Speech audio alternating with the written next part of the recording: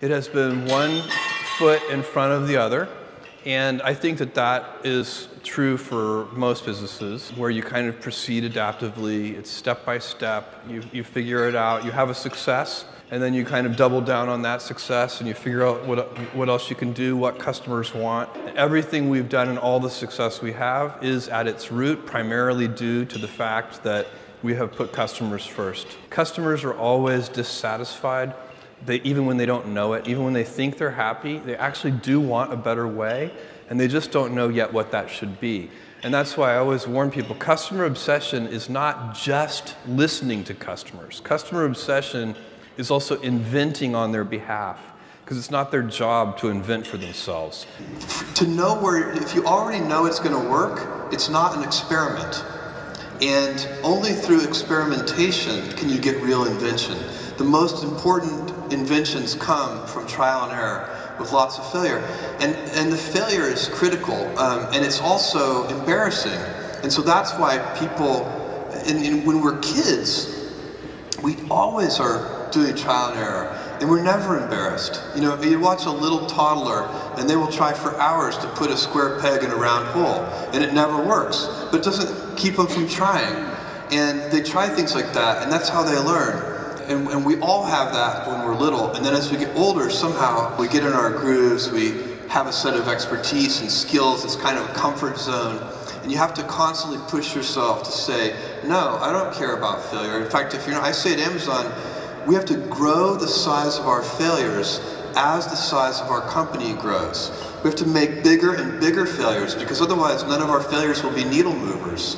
And so I would see it as a very bad sign over the long run if Amazon wasn't making larger and larger failures. And if you do that all along the way, that is going to protect you from ever having to make that big, kind of Hail Mary bet that you sometimes see companies make right before they fail and go out of existence. What we are, first of all, we want to be Earth's most customer-centric company. So we think of ourselves as a customer company. We want our brand to be known for this abstract notion of starting with the customer and working backwards. I think those abstract brands provide more flexibility and robustness than brands that are associated with concrete things like product categories. We want to be the Amazon.com of the world, of the web. Yeah. What that means is that we want to personalize. So there are all these things that you can only do online, like personalize. We have 20 million customers today.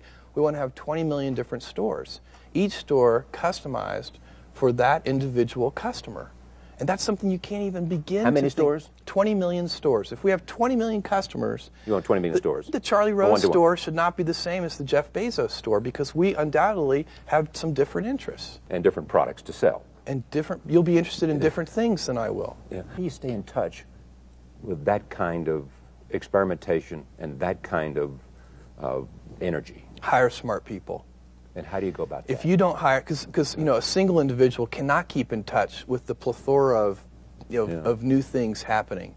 So what you have to do is you have to put in place a recruiting process that attracts and retains smart, talented, hardworking people who want to be a part of your mission, whatever it is. People collect themselves in a way where they like that culture, and then it becomes self-sustaining. But when you talk to them, when they bring out the CEO to talk to these people, what's the mission statement you tell them? First, it's Earth's most customer-centric company. And we have and I explain what we mean by that, because we have a very precise definition for customer-centric. It means listen, invent, and personalize. So first, you have to listen to customers. Companies that don't listen to customers fail. Second, you have to invent for customers, because companies that only listen to customers fail. It's not the customer's job to invent for themselves. It's our job at Amazon.com to invent things like one-click and other things, like sales rank going from 1 to 18 million. Those kinds of things that customers really like, that's our job, not theirs, to think of that. And third is personalize. Take every individual customer and put them at the center of their own universe. And then, when we talk about Earth's most customer-centric company, we mean that in a very broad way. This is bigger than Amazon.com. What we want to do is sort of uplift the worldwide standards for customer service and customer centricity.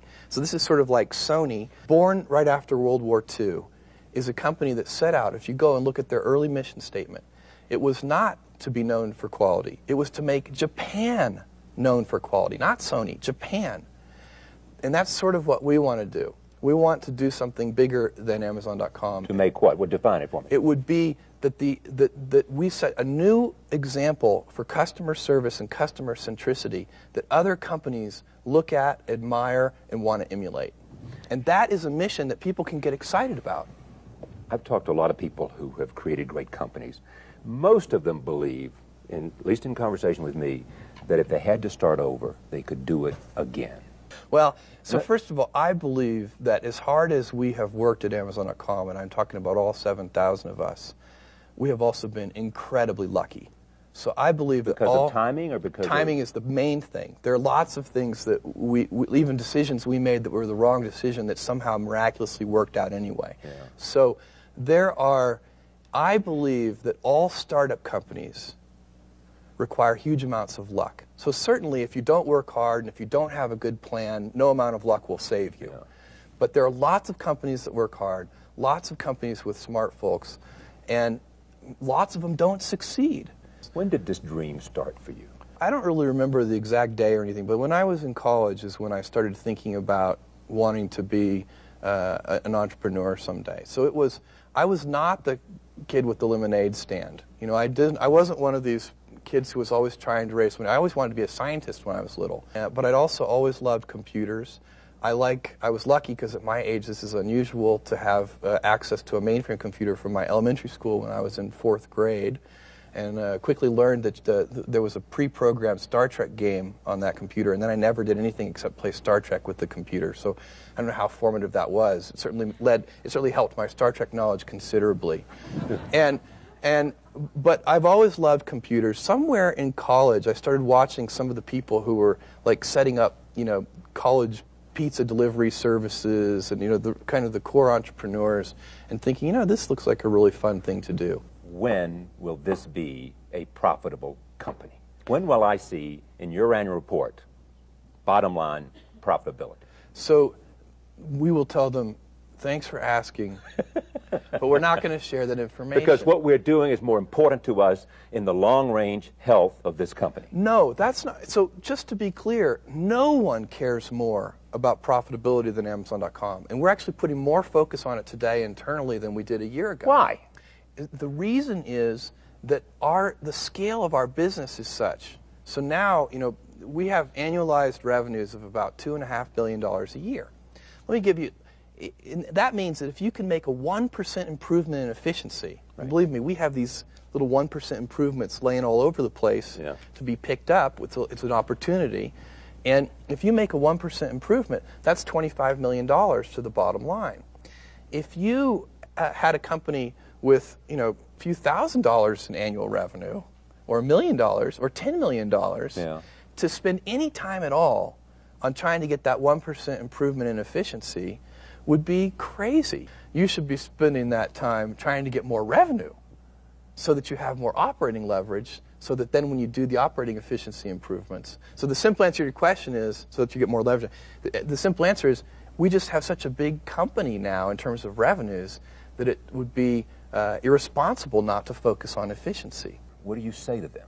If they say, give us some free advice, Jeff. You're coming down the road, and we know how fast you're going. So the physical stores? Yeah. Well, the first thing I would say is we're talking about 15%, not 100%. Yeah. So I think even over 10-plus years. The second thing I would say is figure out what your strengths are and emphasize those.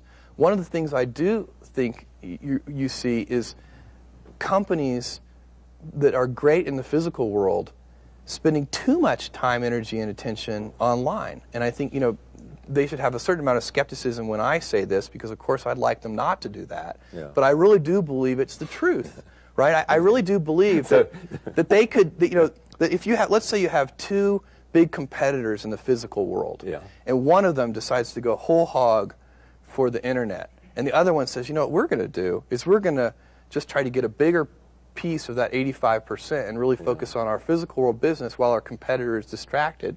I actually think that would be a very good strategy, and it's what I might do if I were in their position. Are you serious? Yeah. So you'd say to Barnes & Noble and Borders, forget this online stuff and just take care of your own business. Well, I would certainly say that, but I actually do believe that the skill sets are so different. You know, I've always but that's said a different reason they can't acquire the skills. They can acquire them, but slowly. And meanwhile, if they had, right now they're not getting hurt very much because I think all of the you know, if you take a segment like books, you know, I think Borders and Barnes & Noble are equally distracted with online. Yeah. But I'd say if one of them had decided to just focus on their physical world business while the other one was distracted with online, that could have been a tactical advantage. So you're saying Barnes & Noble, for example, probably by so focusing and looking what to do to your challenge and getting online, probably lost some...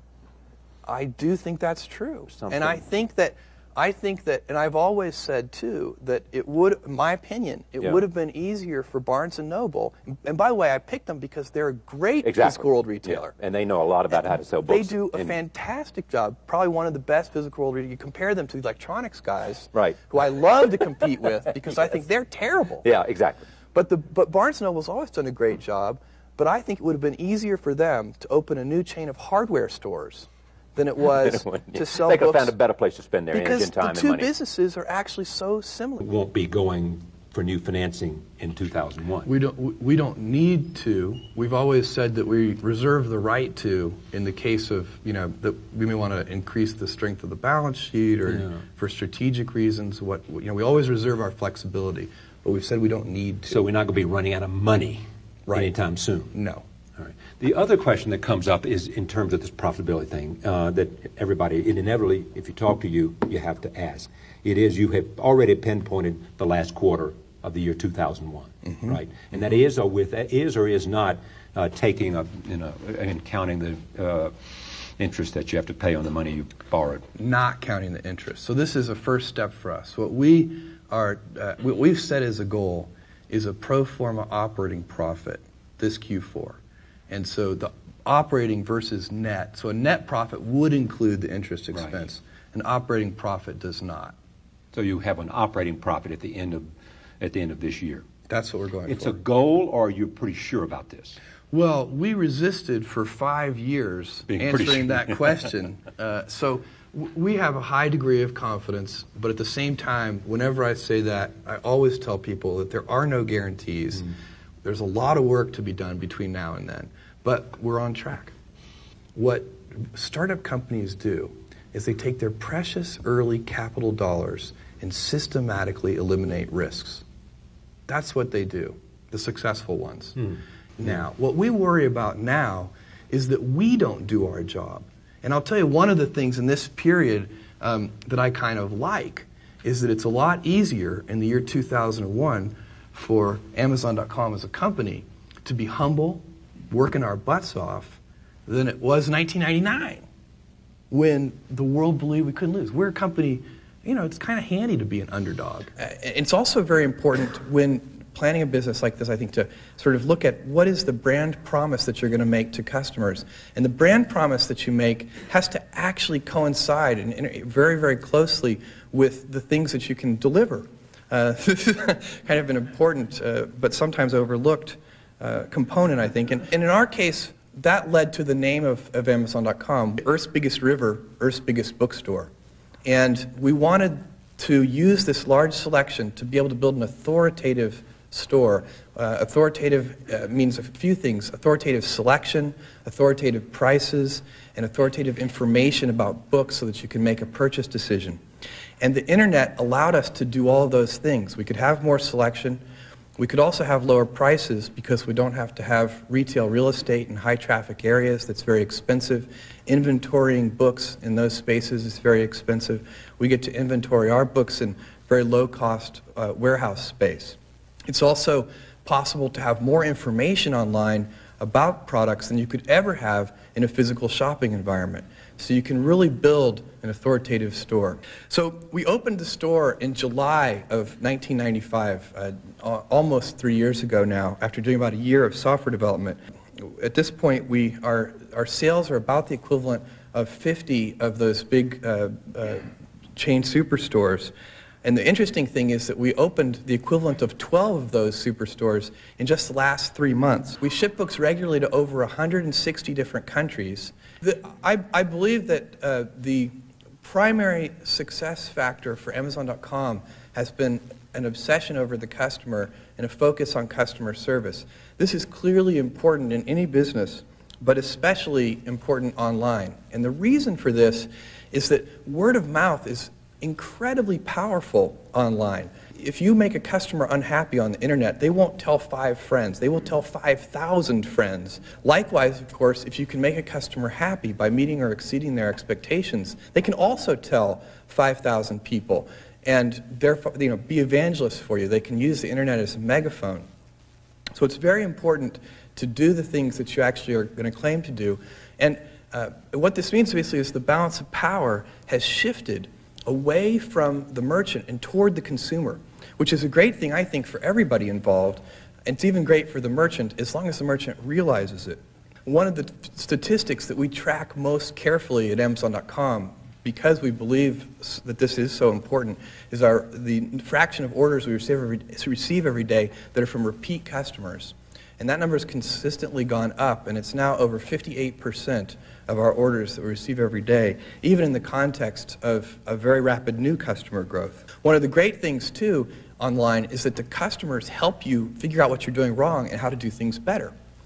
Email is this great medium for receiving feedback, because somehow email turns off that little piece of everyone's brain that causes them to mostly be polite. So what happens is, if you go into a restaurant and have a bad meal, very rarely you're trying to have a good time. I never go into the kitchen, grab the chef by the scruff of the neck and say, you really shouldn't be cooking. But online with email, that will happen in a heartbeat. And we've benefited greatly from that, and have, I believe, in the 3 years that we've actually been doing business, I suspect we've received more feedback, both positive and negative, people helping us improve our service, than probably most business establishments have received in the last 20 years. But we do work very hard, and we'll never make Amazon.com fun and engaging in the same ways that great physical bookstores are. You'll never be able to hear the bindings creak and smell the books and have tasty lattes and soft sofas at Amazon.com. But we can do completely different things that will blow people away and make the experience an engaging and fun one. And I'll talk about some of the stuff that we can do in the future a little later. There are dozens of off-the-shelf systems you can buy to handle inbound phone calls into a call center and so on. We get thousands of email messages from our customers every day, and there aren't any great off-the-shelf inbound email center software packages yet. There will be. So we've had to write our own. In fact, about 85% of all of our software development to date has actually gone into the back-end systems that are completely invisible to customers. The logistics systems that handle 2.5 million different items in 6 different availability categories. Early on, we looked at, could we buy a software package that would do the logistics for us? The problem is that if you look at the available packages that are built for mail order companies, they typically have just 2 availability categories, in stock and back ordered. We actually have 6 because we have books that are shipped within 24 hours, 2 to 3 days, 1 to 2 weeks, 4 to 6 weeks, not yet published, shipped when available, and one more out of print, shipped within 1 to 3 months if we can find it at all. Some of this stuff just has to be done the hard way. And when you look at a magazine today, most of the ads are .com ads. When you look at television, increasing number are. That won't be true anymore. So because they have no money, or yes. So in the fourth, there was a very irrational set of behaviors in 1999. Yeah. There were companies who would raise $60 million. There were lots of rational companies too. Yeah. Okay, but there were lots of irrational ones, and they would raise $60 million in venture capital and spend half of their cash on in marketing. a single quarter. Yeah, right. Or a single ad in the Super Bowl or something. That's right. Yeah. And that is, so the way the market works, the market learns and then the market teaches. And what the market learned in Q4 of '99 is you cannot build a well-recognized national brand for $30 million spent in a single quarter. It actually takes years and hundreds of millions. I'm here to tell you that's true. You don't get it overnight. Yes? Jeff, one of the advantages you had when you started is if you look at your average order size, it was perfect for Visa, MasterCard, Discover, whatever you want. I think a lot of people, like my 16-year-old who uses Napster, would be willing to pay 99 cents if they could. Do we need a new payment system for things like next-generation electronic intelligence and data? So I suspect that there will be, I mean, of course there are lots of, it's a really interesting question because I would say in theory, yes, but I would also say in practice, there have been dozens of companies that have gone down in flames trying to create these new payment systems, and not through lack of technology. That's part two of my question. So I don't know the answer to that. It's something I've puzzled over myself. I think it's a hard nut to crack because I think it's a chicken and egg kind of problem. No merchants want to use the payment system until millions of customers are using it, and no customers want to use it until merchants are using it. So these are tricky things that probably get established very slowly. Perhaps it's going to take American Express or Visa or something like that. We'll have to wait and see how that develops. Probably some major market participant will have to really lead the way there.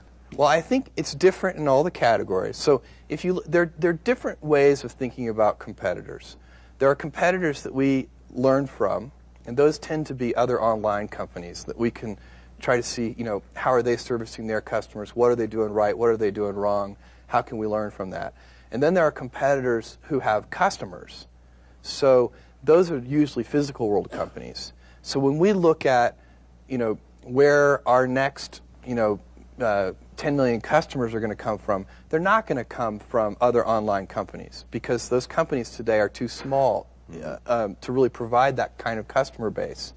They're going to come from the physical world. So most of the time I would say we look at the physical companies. We have a tradition at Amazon.com which I think is very healthy, and I have a broken record on this inside the company, of asking people to be terrified not of our competitors but of our customers, and trying to be a customer-obsessed company as opposed to a competitor-obsessed company. And what we love is if we're heads down focused on our customers and our competitors are heads down focused on us. That's our preferred state of the world. What percentage of your sales come from outside the United States? 22%. And what do you think the possibilities of that growth is? 5 years from now, it'll be 50% or 60%? Well, I don't want to attach a time frame to it, but I think that over a long period of time, it may be 50% outside the U.S. Doesn't it make you feel like this when you think about all those people in China? That's one step at a time. Yes. What's the next really big thing that's not incremental in a planet where everybody's connected to everybody?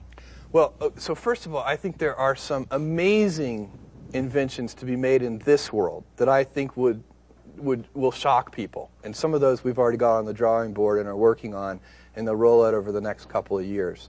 So the mission we have, which is at the top level, the one thing that I think won't change 10 years from now, 20 years from now, is Earth's most customer-centric company. That's what we're trying to do. Within that, we have a vision, which is to build a place where people can come to find and discover anything that they might want to buy online. That doesn't mean we're going to sell all those things ourselves directly, but it does mean we're going to help people find them. And we've put a lot of effort into personalization tools, search tools, different kinds of discovery tools that help people find products and products find people, which is something you can really only do effectively online. Charlie, one of the reasons that we have expanded into these new categories is because our customers have asked us to do it. And you can have a brand name which stands for a particular product category, but in my opinion, that brand will not be as valuable and robust as a brand which stands for something more abstract. So I would claim that the best brands in the world don't stand for a product category. They stand for something at a higher level. In our case, what we want Amazon to stand for is starting with the customer and working backwards. So that limits us. For example, when we do things, we have to have some twist. There has to be some innovation. There has to be something where customers are saying, yeah, that's what I would expect from Amazon, that they're doing this in a way, an Amazonian way. But it doesn't limit you to books. Okay, but then it does limit you to make choices. Indeed. And why PC and why not cars? Well, we've talked about cars before. But just take PC because to the uninitiated eye, business that's oversaturated, it's a business that's very competitive, and it's a business that's on the downside rather than the upside. Right. So why do we want to be in that business? Well, that's a good question. And just for clarification, this is more about how do we choose product categories from a business point of view, rather than will customers assume that that business fits into our brand name. Looking at what the experience you've had over the last 3 years, just take 3 years or the couple of years, was part of the business plan simply to grow faster? Would you change it in hindsight? I don't think so. I mean, I think we have, for the most part, made the right set of trade-offs. One of the things that you have to know about e-commerce is that it's a scale business. What that means is that it's very, very difficult to be a small or medium-sized e-commerce company. As many have found out. As many are finding out. Yeah. So the difficulty there is because they're big fixed cost investments. So you have to write a bunch of software, and it's just as expensive to write that software if 10 customers use it as it is if 20 million customers. Some say that the core competency you have is the best software around. Well, I certainly think that is one of our core competencies, and perhaps even one of our most important. I think the brand name that we've developed over the years would clearly be another. Right. I think the customer base that we have would be another asset that we've developed over the years. I think there are several, but certainly the e-commerce software that powers Amazon is the only demonstrated e-commerce software in the world at that scale.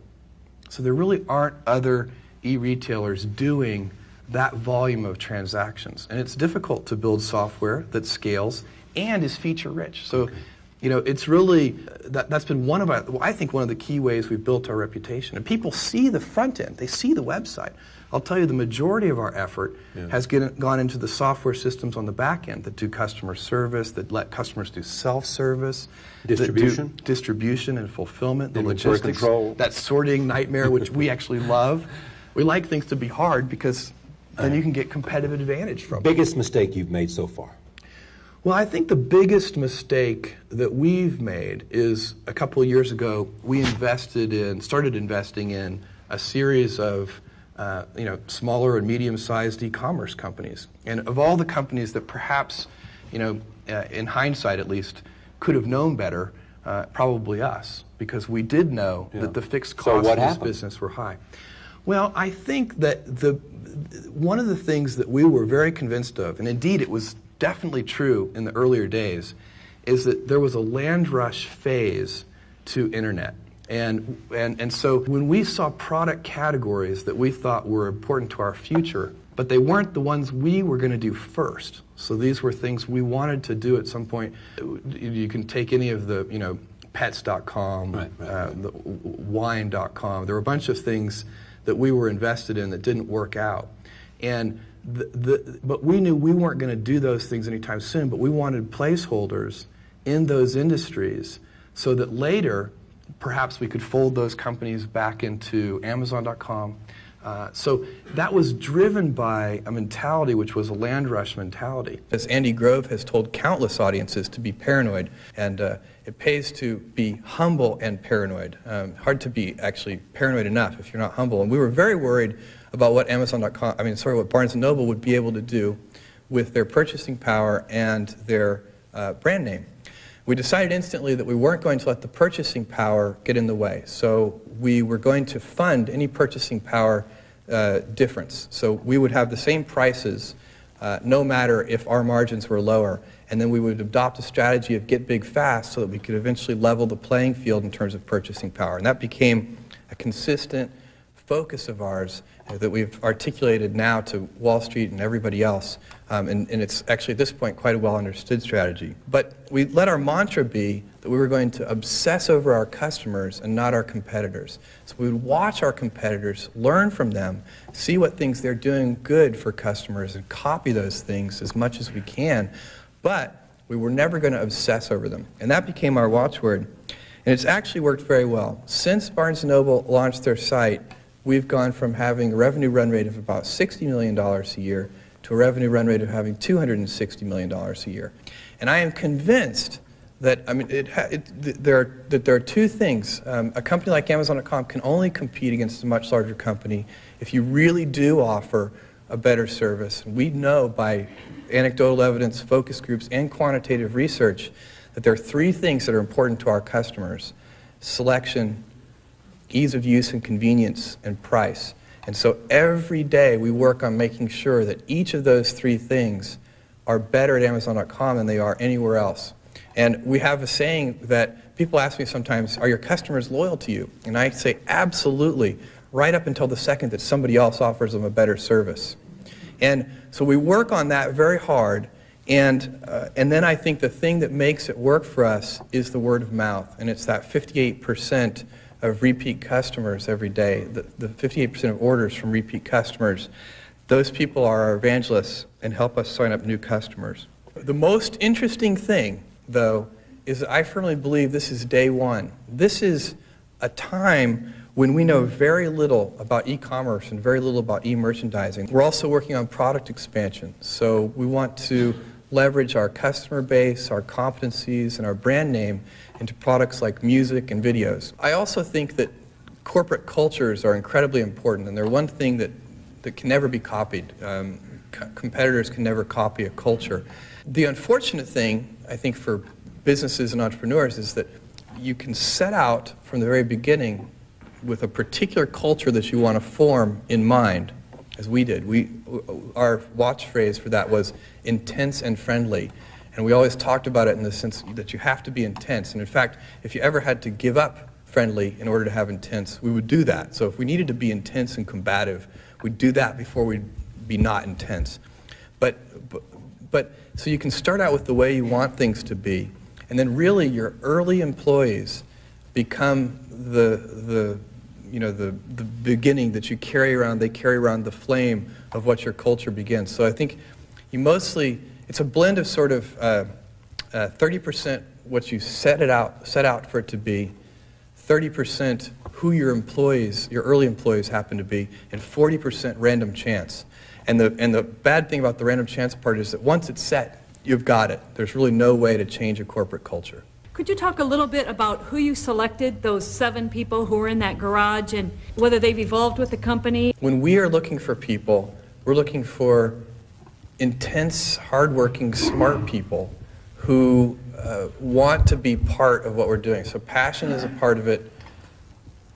Just plain old smarts, sort of high IQ, brainy people. We really like that. And people who can hire other great people. When I interview somebody, I actually spend about a third of the interview asking them questions designed to ascertain whether or not they can hire great people. So it's sort of the meta interview. And that, different businesses have different criteria, but in this business, we've reached an interesting inflection point where I would say 70% of the risk now to Amazon.com is execution risk. So it's inside the company. It's our ability to stumble.